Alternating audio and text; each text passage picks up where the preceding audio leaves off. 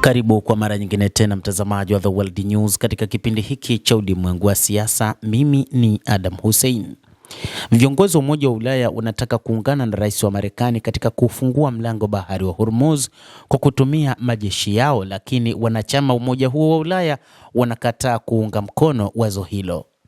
EU inachunguza chaguzi za kulinda mlango bahari wa Hormuz, ikiwa ni pamoja na kubadilisha mamlaka ya ujumbe wake wa kijeshi katika eneo hilo. Mwanadiplomasia mkuu wa umoja huo Kaja Kallas alisema mnamo Jumatatu baada ya rais wa Marekani Donald Trump kutishia washirika wa NATO ikiwa hawatasaidia.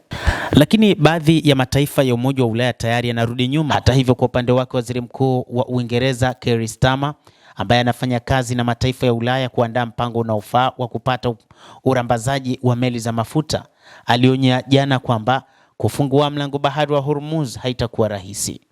Akizungumza katika mkutano na waandishi wa habari huko Downing Street, waziri mkuu huyo wa Uingereza alisema, hatukubali kuingizwa katika vita vikubwa, akimaanisha kwamba vita vya Marekani na Israel dhidi ya Jamhuri ya Kiislamu ya Iran.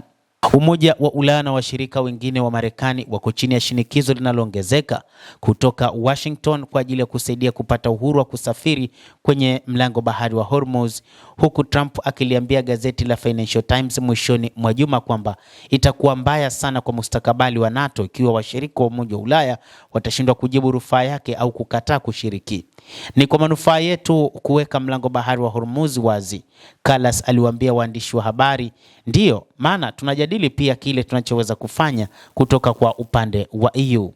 Tumewasiliana na Marekani katika ngazi nyingi, lakini bila shaka hali ni tete sana miongoni mwa chaguzi hizo, Kallas alisema, akijadiliana na katibu mkuu wa Umoja wa Mataifa Antonio Guterres, ikiwa Umoja wa Mataifa na Umoja wa Ulaya zinaweza kufanya kazi pamoja katika mlango wa Hormuz na kupata urambazaji kupitia mkondo huo, mshipa muhimu wa biashara ambao 20% ya mafuta duniani hupitia. Ujumbe huo unaweza kutoa mwangwi wa mpango wa nafaka wa Bahari Nyeusi kati ya Uturuki, Urusi na Ukraine na Umoja wa Mataifa, ambao utaruhusu mazao ya Ukraine kusafirishwa nje kwa usalama licha ya vita vinavyoendelea. Kallas pia alisema kuwa mawaziri wa mambo ya nje wa Umoja wa Ulaya wataangalia kubadilisha mamlaka ya misheni mbili zinazoendelea za ulinzi wa wanamaji zinazoungwa mkono na EU, Operation Aspides na Atlanta, ili waweze kusaidia kufungua mlango bahari wa Hormuz.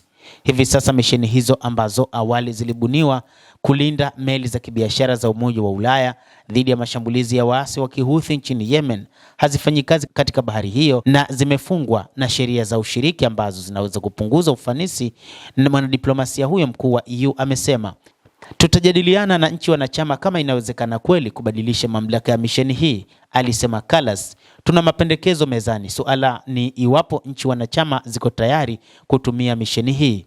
Ikiwa wanachama hawapo tayari kwa chochote, na hii basi bila shaka ni uamuzi wao, lakini inabidi kujadili ili kuonyesha tunasaidia kuweka mlango bahari wa Hormuz ukiwa wazi, Kallas alisema. Katika matamshi yake alikashifu uamuzi wa Trump wa kuondoa vikwazo dhidi ya usafirishaji wa mafuta ya Urusi kama mfano wa hatari, akisema ni muhimu kwamba vita vinavyoendelea katika Mashariki ya Kati visifunike uvamizi wa Urusi nchini Ukraine. Washington iliondoa vikwazo kwa mauzo ya nje ya Rosneft na Lukoil kwa mwezi mmoja ili kupunguza shinikizo kwenye soko la mafuta duniani, huku kukiwa na ongezeko la bei ya mafuta hadi zaidi ya $100 kwa pipa kufuatia mashambulizi dhidi ya Iran. Hata hivyo, mwanadiplomasia huyo mkuu wa Umoja wa Ulaya alisisitiza juhudi za Ulaya kusaidia kusafisha mlango bahari wa Hormuz ili waweze kupata mafuta kutoka Ulaya na si nchini Urusi. Uwezekano mwingine, alisema, ulikuwa ni kutumia kile kinachoitwa muungano wa nia ya kupata bahari hiyo. Hii inarejelea kundi la nchi badala ya kambi nzima yenye wanachama 27 pekee.